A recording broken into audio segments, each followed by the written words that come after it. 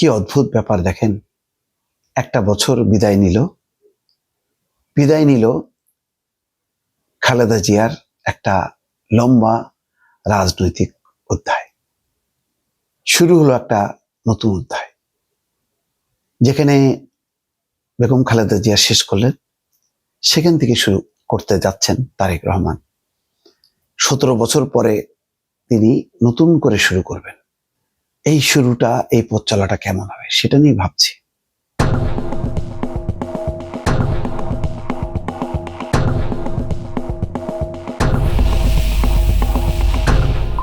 বড় কোনো ভুল আছে তারেক রহমানের এখন পর্যন্ত?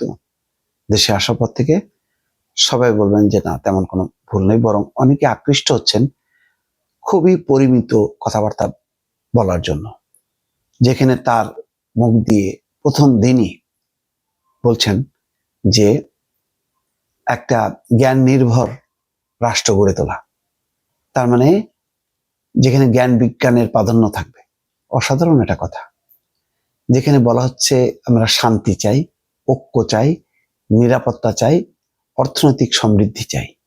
ওই দোসরদের বীজ দাঁত ভেঙে দেবো, গুড়িয়ে দেবো, উচ্ছেদ করো, মারো, কাটো, যুদ্ধ করো, এই ধরনের নেই। আমি চিন্তা করছি বাংলাদেশে রাজনীতিতে, মাটিতে তারেক রহমান যে কথাগুলো বলেছেন, এগুলো তো উন্নত বিশ্বের রাজনীতিকদের মুখের কথা।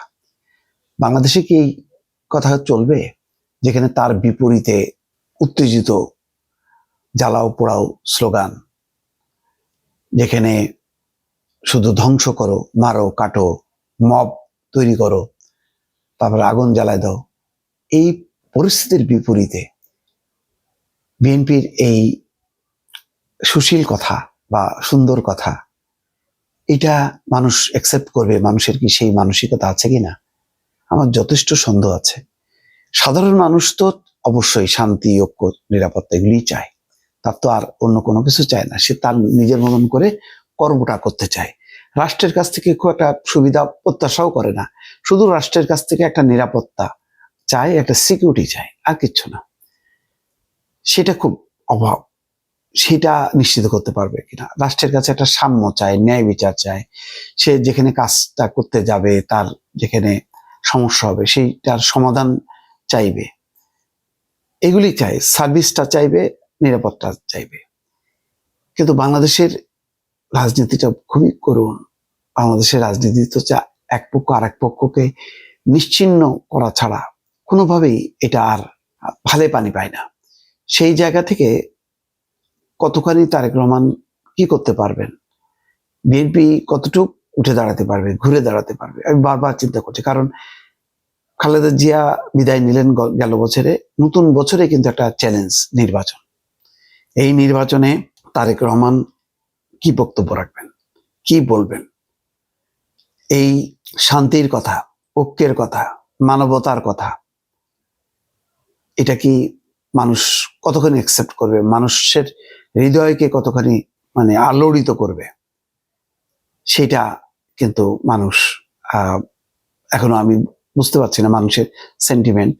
কারণ আমি এখন রাজপথের যে স্লোগান শুনি, যে ভাষা শুনি, আমি দারুণভাবে মর্মাহত হয়েছি। জুলাই মাসে যখন একটা হাসিনার পরিবর্তন হয়, তখন আমি কোনো খারাপ কথা শুনিনি, ভালো কথাই শুনতাম। এই চমৎকার চমৎকার কর্মসূচিগুলির নাম দিত, মনে হয় যেন একদম ওয়েস্টার্ন প্যাটার্নের আর কি। এত সুন্দর চমৎকার, দল মত নির্বিশেষে। এখন মনে হচ্ছে যেন একটা বিশেষ কোনো গোষ্ঠী বা ধারার দিকে চলে যাচ্ছে রাজনীতিটা। তার বিপরীতে তারেক রহমান পারবেন কিনা, কি করবেন, কতখানি করবেন? মানুষ, সবচেয়ে বড় কথা হলো, কেউ কিছু করতে পারে না যদি মানুষ সমর্থন না দেয়, মানুষ এগিয়ে না আসে। মানুষের পারসেপশনটা কি, মানুষ এই মুহূর্তে কি চায়, তাদের প্রত্যাশাটা কি, সেটাই হচ্ছে খুব গুরুত্বপূর্ণ। সেটা আমিও কনফিউজড হই। আমিও বুঝতে পারি না যে আসলে কি চায় তারা কি একটা যুদ্ধ চায়, জঙ্গি চায়, উত্তেজনা চায়, নাকি তারা শান্তি, নিরাপত্তা চায়? কিন্তু আমি তো মনে করি শান্তি, নিরাপত্তা, অধিকার এগুলি আমি চাই, আর তো কিছু চাই না।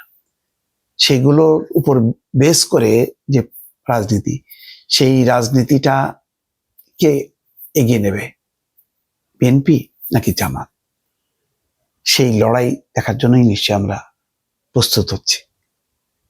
দেখা যাক দর্শক কি হয় সামনে। ভালো থাকবেন। আল্লাহ হাফেজ।